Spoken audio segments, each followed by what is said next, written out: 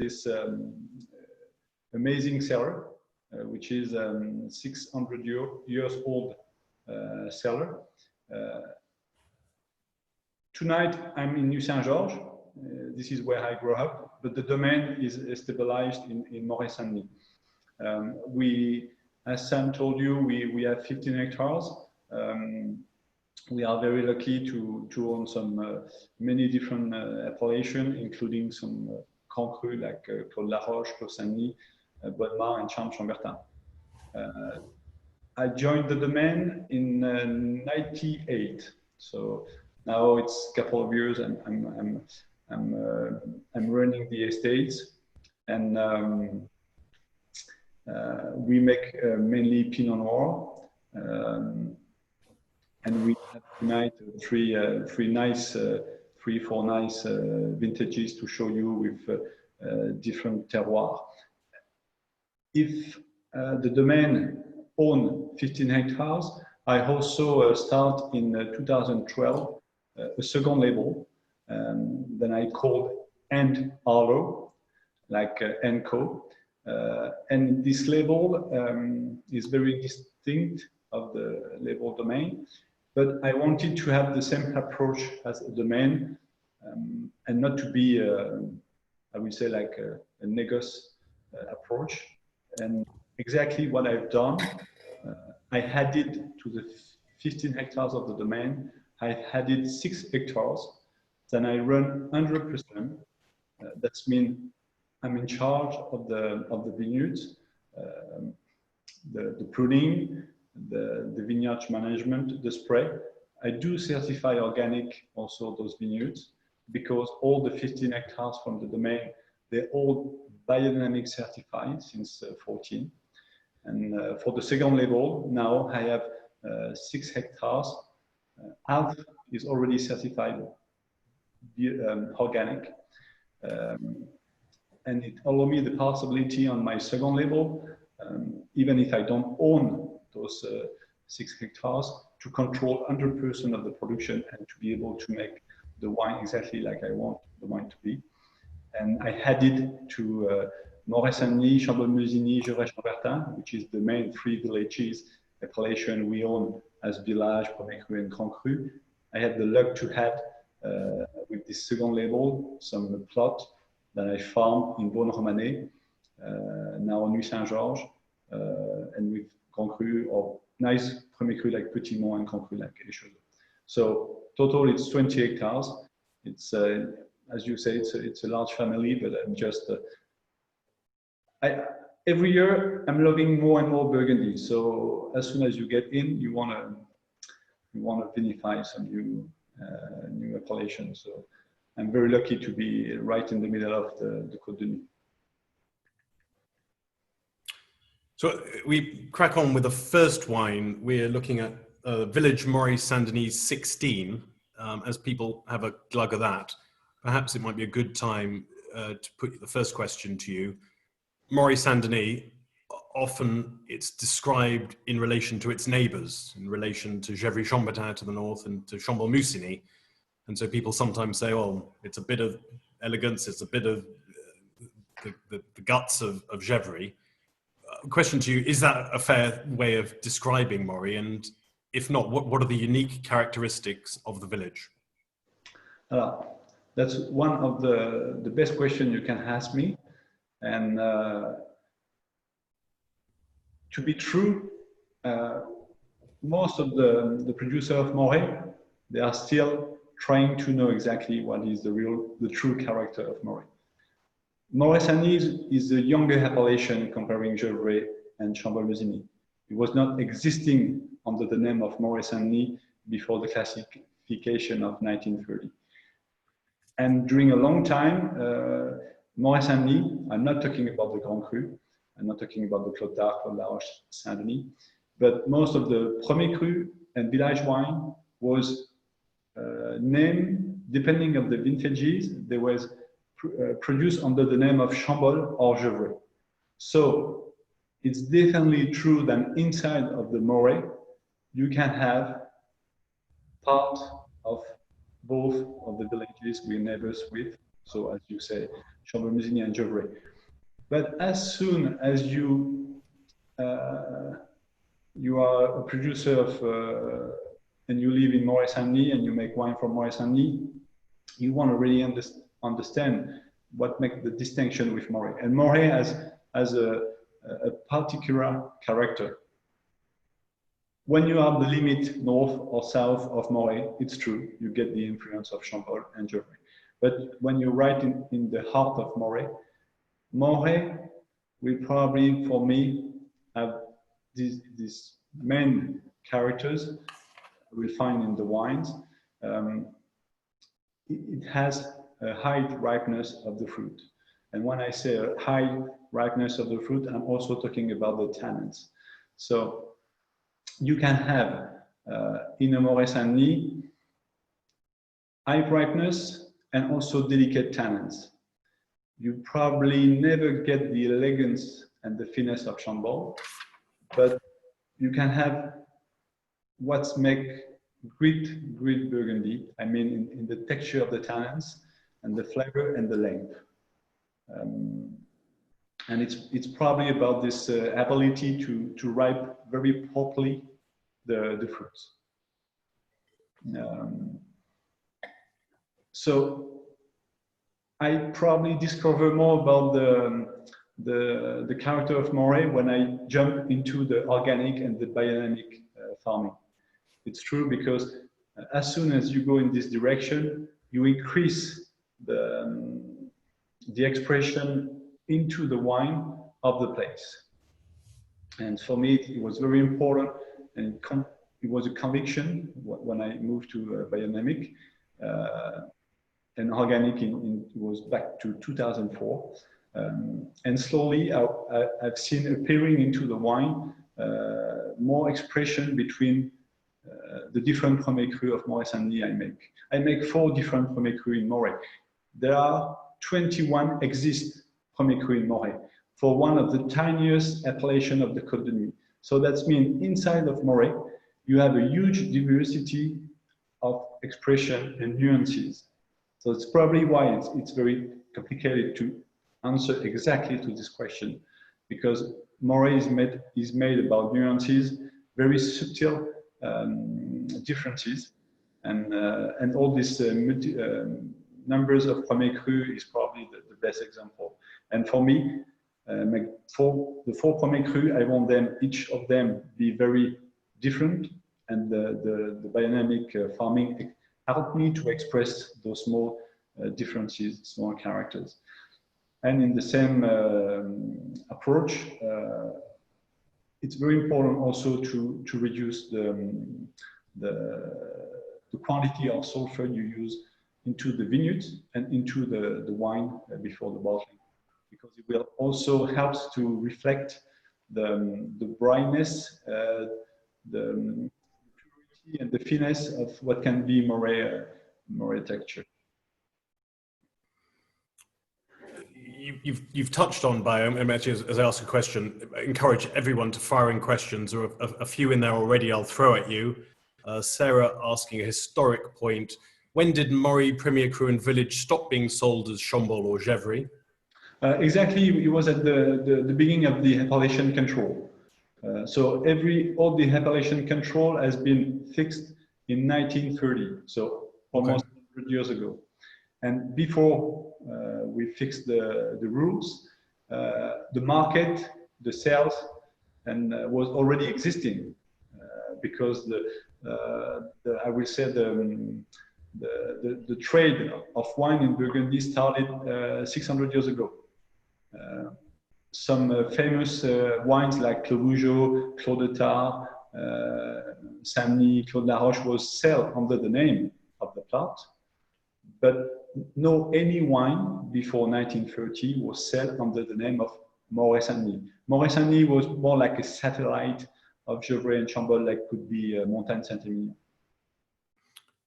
And going back to bio, for me, it's always been so central to the story of the Domaine and you personally that as a young man, you were deeply passionate about it. Question from Jonathan, if organic and biodynamic, why do you use sulfites at all? could you use no sulfites? Would that be an option for you? And a question from me, was it difficult to get your family in that era to persuade them to move the whole domain to biodynamic at such an early stage? About, yeah, there are many questions, so yeah, please, sorry if I don't answer to all the questions right now, but about your two questions, I'm using sulfite. I'm using as less I can of sulfate. I already experimented some wine with no sulfite, and I have some very good results. But it can be complicated as soon as you ship the wine, because I mean, to use a minimum of sulfite, you have to be guaranteed that your grapes are very well balanced with a very high acidity, very good healthiness. So that's why we do a grid salting. The farming, of course, biodynamic helps a lot to have a good acidity, same time as you have a good ripeness in the grapes. So the wine is naturally really strong. So by this time you can use a little bit of less sulfur. But when you use no sulfur, I will just tell you one thing: when you use no sulfur, you take 300% of risk if ever the wine is not shipped properly during all its life.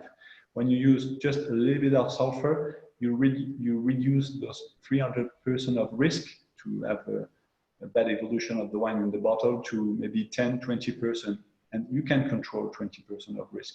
So that's why now, just to give you an example, in every wine you're going to test tonight, there's no wine has more than 45 milligrams total of sulfur. And it's possible, but it's a little bit. And about the biodynamic impulsion and philosophy we have in the Domaine Arlaud, it's probably coming from my mother. My mother grew up on a farm. The farm was during the war. They were completely organic, and they were doing their proper sheep, their proper meat, proper garden, veggies, and I had the luck to grow up and to know my grandparents. They were still having this kind of life. So when we came into Burgundy, we were just making vines. But by the time I became a wine grower, it was part of my education and a very strong conviction that if I want to farm well some vineyards, I have to be more in this philosophy. And it was not complex to bring all the family with me, including my father, because sometimes in Burgundy it's complicated to take end, especially for this point. If you don't have if you're not able to convince your father, you don't have to. It's very important. You need a great energy, a lot of time. It's a lot of work when you move something in your philosophy in one estate and at the same time to control the quality of the wines. So it's very important to don't have argue with your proper. You have to make everyone like a team, to be very strong, to be able to fight with the weather to get a good wine. And getting to the wine we have in the glass now, the 16, a couple of comments from people. Some people find it quite closed. So I don't know what your thoughts are on the vintage. I watched Jason and Garrett doing a Zoom thing on the vintages in Burgundy over the last 10 years. Jason put 2016 as his top vintage of the last 10 years. So a question to you, your thoughts on the wine. Do you find it tight? Drinking windows? Yeah. Yeah, about the 16. 16, if you maybe remember, it was the vintage we have very strong, very strong spring frost. And we lost probably, we lost between 20 down to 70% of the production. And we had very small yield. So the first wine you're testing from the Morey-St-Denis is from a yield is around maybe 28 hectoliter, 25 hectoliter. For a village, it's a very concentrated very low yield and makes a very concentrated wine.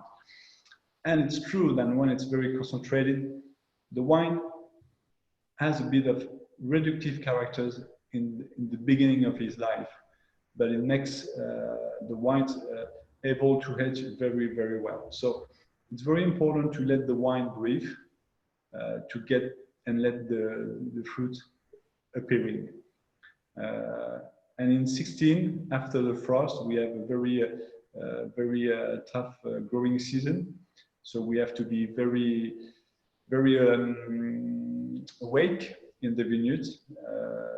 Some producer had to stop organic farming. They were not able to fight with the season like we do. We did, probably because we start very early. Because the fact that we started organic farming in 2004, in 2016, the vines already had their proper immunity. And it was very helpful in this vintage. After the frost, after the very, it was very special feeling in 16. The vines helped us to get the grapes, very nice grapes, very well ripe, but very small yield. And the challenge was to pick also at the right timing. So it took us 2 weeks to pick all the 15 hectares with some interruption. So we start for some vines with very low yield. We picked, we stopped 2 days, we start again the picking. It was very special, but it makes wine very concentrated. But the wine, they're coming a little bit now. So I think it's probably a little bit early to test, but it's just a village wine. So I hope you get enough concentration, enough test of what can be a Morey. And more questions still coming in on bio. People very interested in that subject. Daniel saying you touched on how it can add a terroir character to it. He also would comment on a brightness to the wines. Do you think that's the case? And so another question at the same time, bio, do you have any, what respect do you have for the biodynamic calendar for tasting wines? Apparently today is a flower day. Are we in luck? Is that something you look at? For me, I'm very, I haven't looked today, which day we are, because for me, it's, I look all the moon and if it's a flower, roots, leaves, days, when I'm in the cellar, when I make the wine, when I do the bottling, when I do the racking. But for me, it's very important by the time you bottle the wine, then the wine have is proper life. So it will also depend on the cellar, the shipping, everything. So what's Stannary do a great job, because when you get the wine direct from the property, you control this part, and for me it's very important. And the wine always has to show well, but it's true sometimes you can close down and open. It's also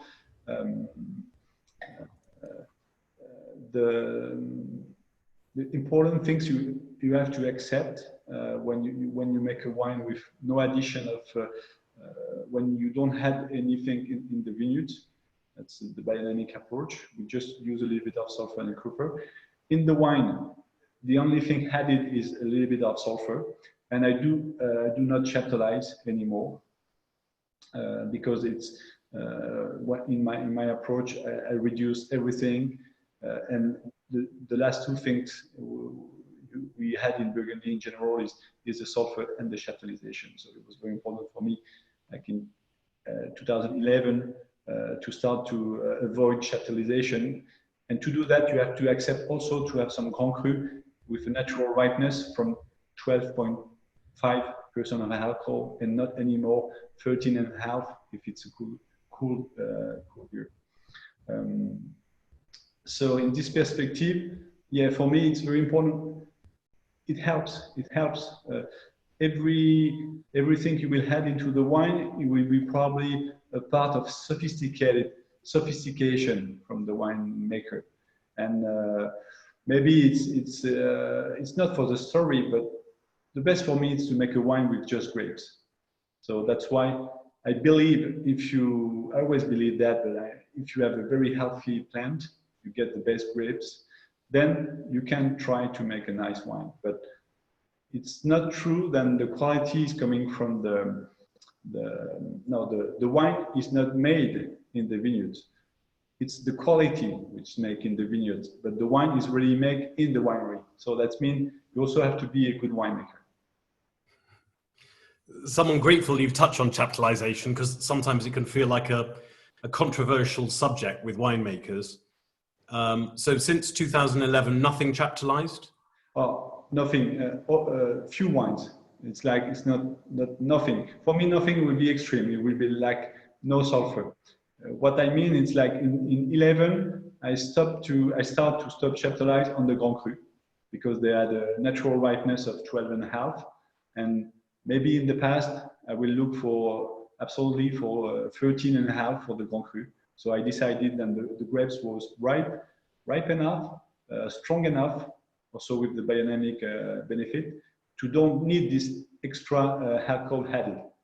And but if the wine and in the same time, yeah, to be true, in the same time, for few wines, I also need to sometimes to increase. I need to increase the total time of fermenting process. So I'm using a wild yeast, and I don't extract. I don't do many punching down. It's a maximum of 3 punch down during all the fermentation. So for few wines, since 11, I had to add sometimes a little bit of chaptalization, not to increase the level of alcohol, but to help the yeast to ferment longer. So it's not a correction, but still, I will say still a technique to make the total time of fermenting a bit longer. But slowly, I try to also to avoid this technique. Also, probably by using all bunches, because when you use all bunches, it's not just a question of having stem in your wines. It's also a concept of vinification. It's the vinification will go slower or will start slower. So there is all the in 20 years the way my father was making the wine is a bit different now. People want to hear about a whole bunch. It's a very interesting subject. We should move on to the next wine. I should point out, entirely our fault, we have sent some people the Domaine Arlaud 2014, and some people will have the 16 Arlaud in front of them. I'm sitting with the 14. So, Cyprien, if I could ask you just talk about that wine, why you decided to move into other areas, what was the appeal, and the two respective vintages. Yeah. So about the Vosne Romanée 14. Vosne Romanée 14 and 16. Yeah, and 16. Alors, I get those new vineyards. The first vintage was 13, and we having the 14. Why? Why? Because I'm Burgundian. Well, I'm maybe half Burgundian. My mother was not Burgundian. My grandfather was not Burgundian. So I probably kept in my heart always a kind of excitation, fascination also for Burgundy. And one village always fascinating, as make me very fascinated, is Vosne Romanée. So I have the luck to have some Morey, Chambolle, and Gevrey, but I always look, and I know that one day I will do something to be able to vinify some Vosne Romanée. So it was, and I did a long research, and finally I get those very nice plot of Vosne Romanée. The one we are testing is located in the commune climate. It's right in the middle of Vosne Romanée. I like to say, for the people who know Vosne Romanée, there is a small Champs-Élysées to a street with nice tree long, and the parcel is just next to it, and it's right in the heart of Vosne. Vosne have a very different soil. You get more iron and red clay in the soil. I don't find in Chambolle, even in Morey or Gevrey. And the 14 you're having for me is very. It was a very nice vintage to vinify because we had a great acidity, no ever any over ripeness, and Vosne Romanée can be a very elegant wine, but you have to treat it very, very nicely. So I also I heard sometimes that I look for some elegance and finesse in the tannins, and Vosne Romanée for me was also a nice place to express this kind of sensitivity I have with the Pinot Noir. So I'm very proud to show you the 14 tonight. The 16 as well, because 16 one more time was very well concentrated, very well ripe in Vosne Romanée. Maybe the 16 for the people who have the 16 is colder than the 14, but the 14 now is showing nicely. And I want to say as well that probably my wine need a couple of years to express.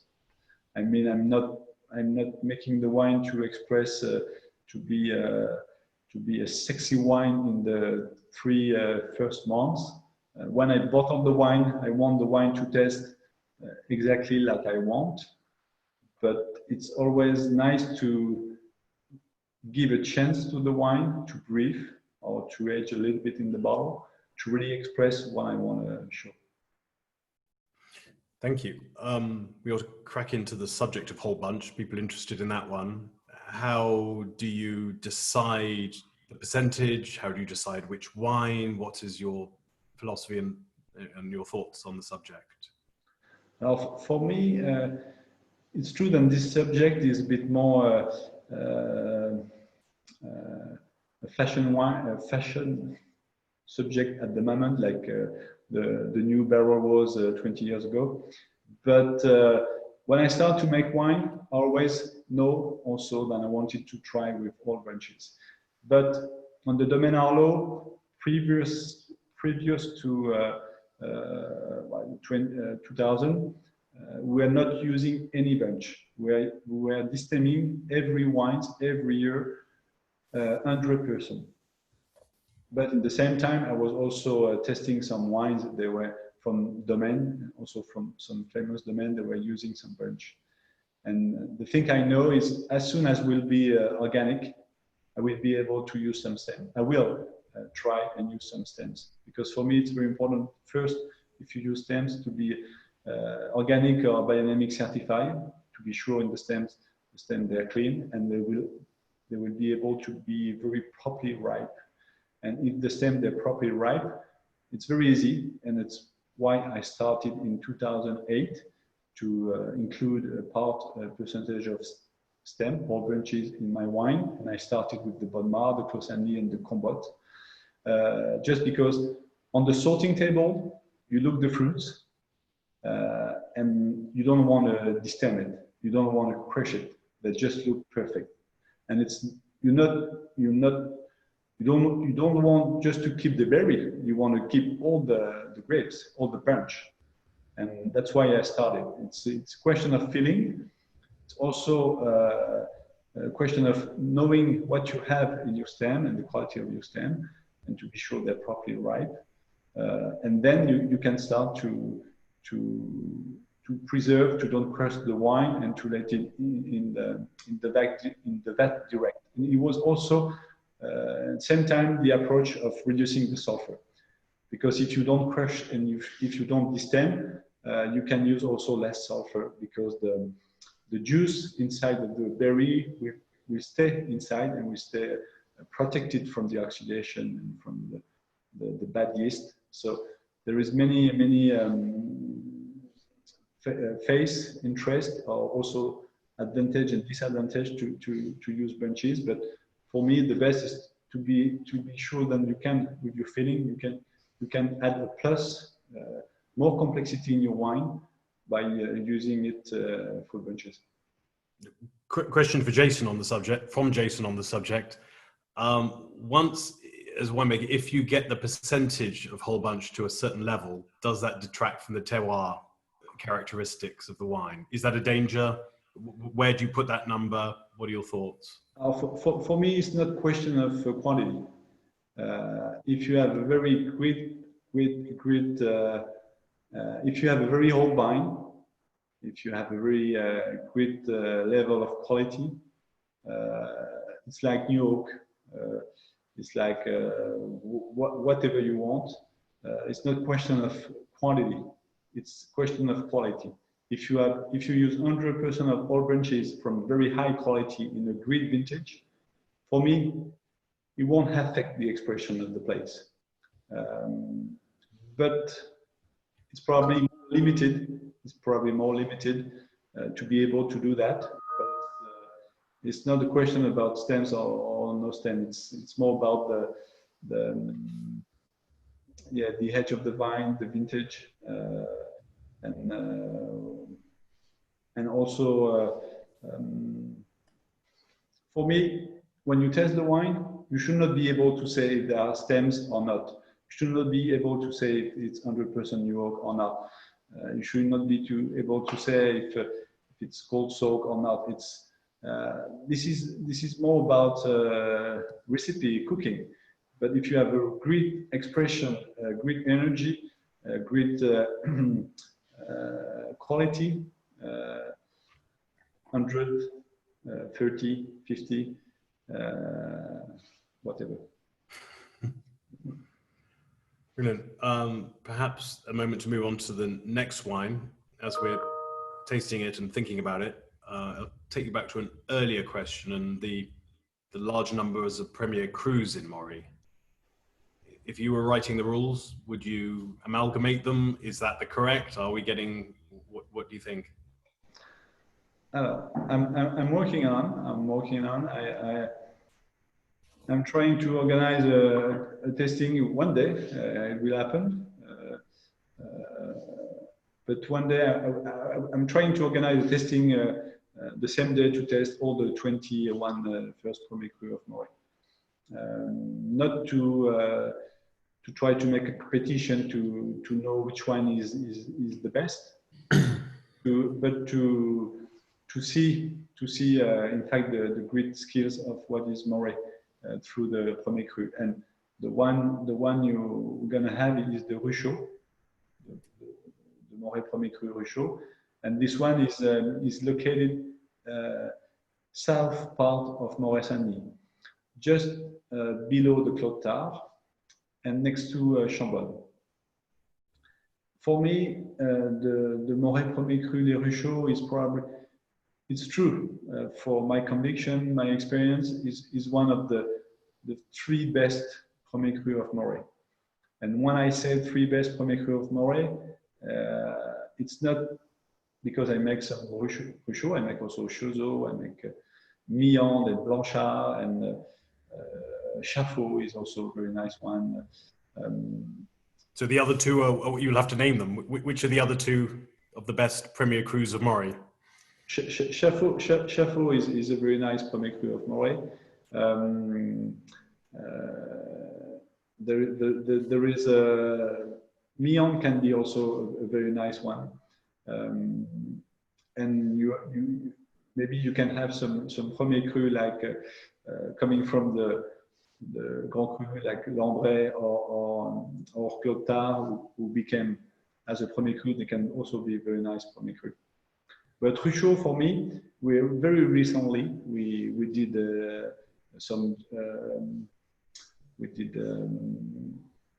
all through Morey with a geologist. We've been through Claude Laroche, Milland, Clos Tard, Clos des Lambray. We study and we dig and we look the soil and the stone. And when we arrived in Ruchot, it was very funny because about the story of Ruchot. Ruchot has all the characteristic of what can be and what we call a climate. A climate in Burgundy, like we classify from UNESCO, we did the classification of what is the climate. The climate is not just about the soil. The climate is, of course, the soil, the geology, which is deeper, but also the localization of the plot. And Ruchot is like a claw. It's surrounded by three walls from the cold wind of the north. And this, when you get into Ruchot, you really get the energy and the different of microclimate you can get in this kind of spot. And when we did the study with the geologist, we found deeper in the soil everything the vines need and love, and probably why we have wines in Burgundy. So we found some iron, some silice, quartz, very high clay. And the thing was funny, it's when we start the horse plowing, we start to do horse plowing to avoid the compaction of the soil. It was back to 2003. So 17 years ago, we start again, like in the 50s, to plow by horses. And in the same time, we did some experience, and we were also digging into the soil to look and study the benefit of using horses against the compaction, and to see if the roots were growing better. And at this time, the geologist came and already saw something is very wrong in the geology of Burgundy. And when we did the same things 17 years later, he was reminding that he ever seen it in Ruchot. And it's very, very nice to see. You take a big block of limestone, and inside you see a small line of very small, it's 1 millimeter iron balls. The iron ball, they just like make like a line, and it was like she explained hers 3 million years ago. But the one thing I want to say is the vine, if you treat very well the soil, if you don't compact the soil in Ruchot, the vines with the roots have everything to make a great wine. I mean, every nutrients, every minerals, and if the vine is able to absorb it, to feed by itself, it will go into the wines and make a very complex wine. And for me, it's probably why I want to say it's a very nice wine. Will express. I will answer to your first question. It will probably express very well what can be Morey character. And it's probably, I will say, look after Ruchot. For me, it's the Clos Saint-Jacques of Morey. And should we be thinking of it? It touches Bonnemar, it touches Sentier and Chambol. Where in our mind place it? This is the essence of Morey. This is. It's a good question as well. But the wine is the vines 75 years old. 75-year-old vines. Okay. And in this wine, there is a 30% of old branches. So probably by the time you get access to this, to the taste of the place. So I mean, probably with the farming, but also with the hedge of the vines, you will access to this complexity of wine. One more time, high ripeness of fruit, mm-hmm. With some reserve, with some. It's not immediate. It's probably also one of the character of Morey. Morey, as you say, we're just below Bonnemar and Clotard, and those two Grand Cru, they're not reputed to be friendly wines when they're young. They need time. And the Ruchot have a bit of that. It's the ripeness of the fruit will attract you, but you have to wait a little bit to get really the taste of the place, the taste of what is Morey. And when would you think this would start hitting its plateau? It's a good question. Like it's 14. 14 yeah. was not reputed to be a kick vintage. But recently, I just like last week, I've seen on Instagram Jasper Maurice was testing the Ruchot 14, and he was telling a bit about the vintage, and he was surprised to see how the wine was ripe and was not completely ready to be be drink. And most of the 14, they were very forward wine, I mean, or easy approachable vintages. But for me in 14, I was very care about the yield. I look to don't have very high yield in 14, and it helps me a lot because in 14 we had this this fly, the Drosophil, who came into Burgundy just before harvest, and some vines were not strong enough. They get bit by this Drosophile, and it was a bit the hurry to harvest, and it was not for us. It was not hurry. So I wait to get a good ripeness, a good deepness, to get intense taste in the wine, and maybe the plateau for this wine is probably 6 more years. Yeah. Mm-hmm. 6 more years, but it's not too close. So you've touched on new oak a little bit. Has that changed throughout your career? Have you lessened? Is that correct? And where's your thinking now? And what of these wines we're tasting tonight? What have you used? I'm using. It's true that now I'm using less new oak. I'm using less new oak now. I'm using more around 30% of new oak. And for some wines now, I have to say that for some Grand Cru, I don't use any more new oak. But like the stem, it's probably not a question of percentage. It's maybe more about knowledge. It's true that when I started my career of wine grower, I was very focused on the vineyards, and I same time, of course, I was improving my winemaking and my knowledge about aging wine in the cellar and bottling. But it's true that a big part of my energy was focused on the vineyards because I was convinced that to make a great wine, I need those vineyards very healthy. And it's true that now it's very helpful with the climate change to be organic and biodynamic certified because the vines themselves make much more better the balance with the climate than in the past. But the only thing was my energy. I was focused also on the barrel and percentage of new oak, but it's much more complex. It's also a question about lees, kind of cellar, many small details, not just a question about new oak or more or less.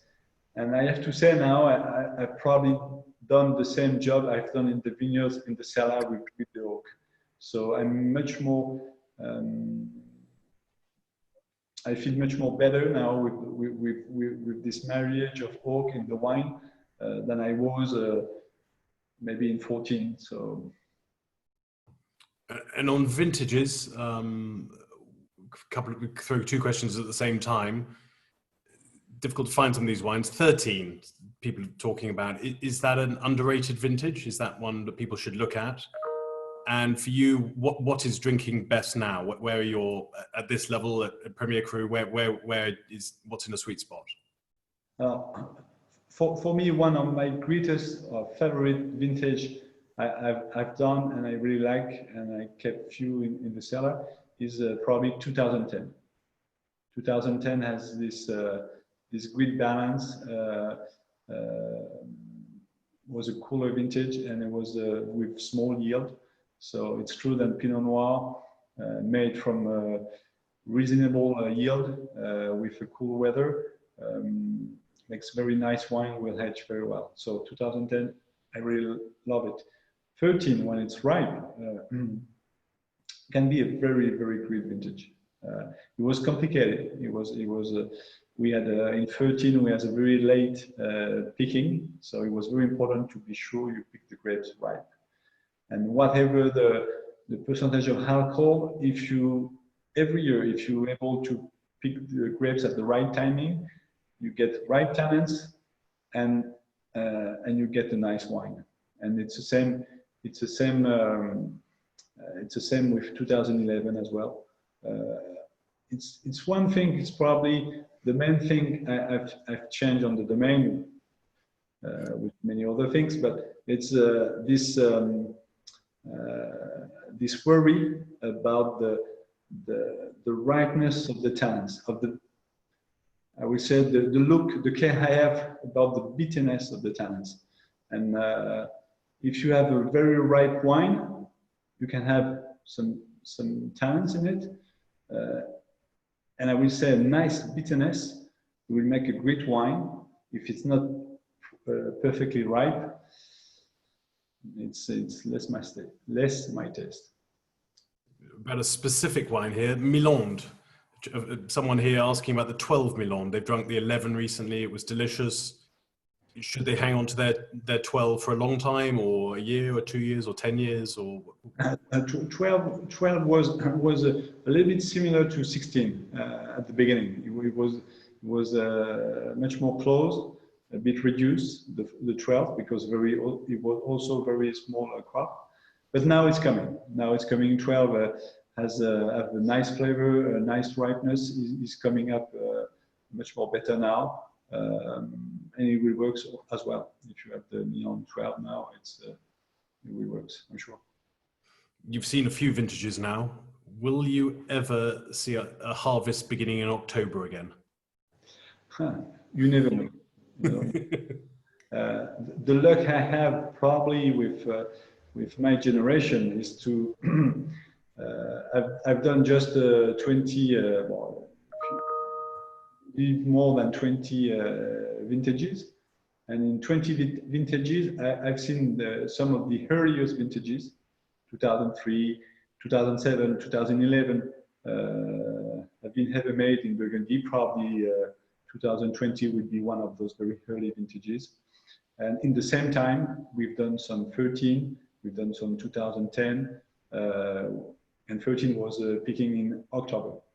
The end of harvest in 13 was 15th of October. So, and it was the way they were picking in the 50s. So that the great things, you never know from one vintage to the other. I learned that if you want to make a great wine, the important thing is not to be convinced that you're good or the best. It's to be able to adapt and change your mind, and keeping your at the same time keeping your philosophy, your idea of where you want to go. But if you want to reach to the goal and express the taste of the place from the wine you show, it's for me it's the main thing. You have to adapt, and if 1 year probably you were the first to pick, the year after you probably have to be the last to pick. There's no rules. Just a question of understanding, and that's also why for me it's easier to farm the way I do, because the vines understand better the climate, the vintage, than I do. And if I understand the vines, I will follow the vines, and the vines will make the job for me about the vintage, to get the balance. So in a way, the decisions are fairly solitary. It's pretty much down to you. We can bring in a question here. The greatest influence on you as a winemaker, who would that be in your life? It's one more good question. It's there's two. There is probably no surprise in the answer I will tell you, but it's in the life of a winemaker. It's probably like a singer. It's difficult to say there is one person in specifically that you trust and you follow all the rest of your life. But the first time I get passionate by wine was not by drinking a wine. It was by reading a book, and it was the book of the life of Henri Jaillet, wrote by Jackie Rigaud, and I was 12. And my mother told me this book, and he was, and Henri Jaillet was like an interview, and he was telling how he was making the wine in the 80s, and he was talking about sorting table. It was not existing in most of the estates. He was talking about how he planned, how he discovered the Corparentou and his understanding of Vaughan Romane. That's probably why one day I wanted to go to Vaughan. But for me, it makes me understand that if you know very well where you are, first you get passionate, but it's never boring. And be a winemaker is a very exciting job. So I won't say it's Henri Jaillet, my master. It was. It's true. I get into the wine world with this book of Henri Jaillet. I always trust very well also the Romanée-Conti. There's no surprise in it. You can say, you can be agree or not about the price, but for me, the Romanée-Conti, I can ride by bike every day in front of the Romanée-Conti when I go harvest to Morey. I can have a look. I can see where they're doing. They're doing a good job. They were one of the first to start with the horse for the plowing and for many things. Aubert de Vilaine is, for me, is an involved person, and for me, he's carrying the spirit of Burgundy. So I don't know him very well, but the spirit of and the approach of the Romanée-Conti for me always been something I also look and trust very strongly. From your perspective, is it easy to have a perspective outside Burgundy? Can you know Pinots from around the world? Can you see that? Is that something of interest? Do you? So many. It's in 1998. I've done 2 vintages overseas. So I did one in South Africa at Hamilton Russell Vineyards, and the one in the south part in Otago, in South Island of New Zealand. And it was a very beginning of the wine world in New Zealand. So we were just 2 wineries close to Queenstown. Ripon was just planting his few first vines. Felton Road as well. So it was a really beginning of Pinot Noir. And already I kept, and it was a great place to make with great people to make some very nice Pinot Noir. And recently I've done a great tasting of New Zealand wine, Pinot. I've been very impressed. Those people, they get this part of sensitivity. They're close. It's a part of the world is people, they're very alive, and you feel very alive if you're close from your vines and your vineyards. With the Pinot Noir, you can make great wines. One question I'll ask from someone here, and I'll ask it broadly. Someone asked about different canopy training styles, and I'll broaden that. Any other trends or conversations that you see amongst winemakers in Burgundy that are in people's minds? Yeah, it's very one thing we're talking a lot about actually. The first woman was Lalobise Leroy.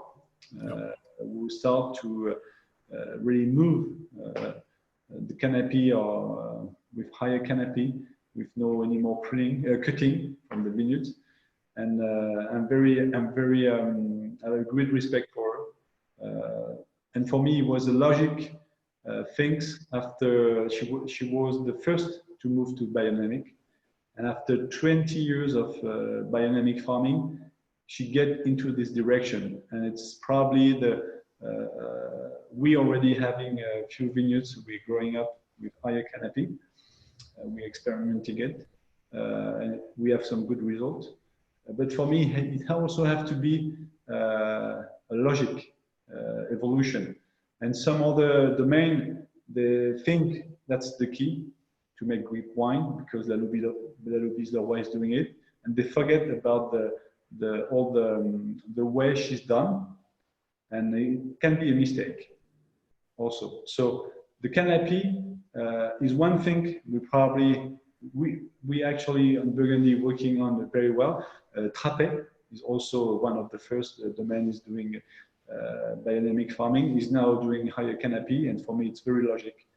So we slowly going into this direction, and it's also one thing we have to adapt, and we have to be able to adapt with the climate change. So one more in this kind of understanding of what we're doing, we have to understand also things are changing, sometimes faster than we want, but there are many possibilities. I also am very optimistic for the future, because there's so many great possibilities to make also balanced wine, expressive wine from Burgundy. We had a good example with 18 and 19. They were pretty ripe, but you can get some freshness into the wine. But it's important to have a good farming, also to be able to adapt your canopy, your plowing, respect, and don't do any compaction, and many other care. Of course. We have just one more minute of your time. I get to go home and have a duck breast with the rest of my Rougeot, but the question to finish on, what would be your perfect meal to have with the 14 Rougeot? 14 Rougeot. Perfect meal. What would you like to be going home to Carole? And she says, Cyprien. I'm sure maybe someone will have an answer to this question, but for me, I get access to some great meal.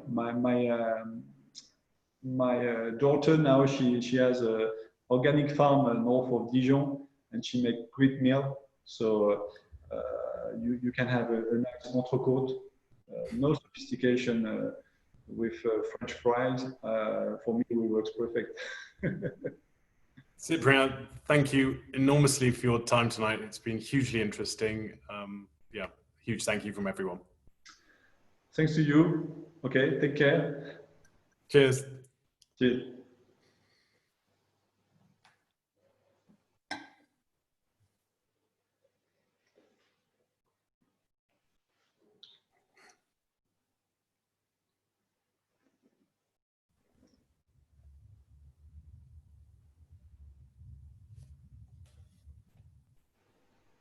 You're getting much thanks. Can you see the comments on the right? Yeah, that's great.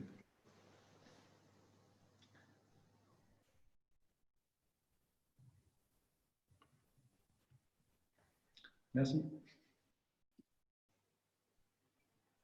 Cyprien, thank you very much indeed. What a treat. What a treat. That was terrific. Thanks to you. Great pleasure. My great pleasure.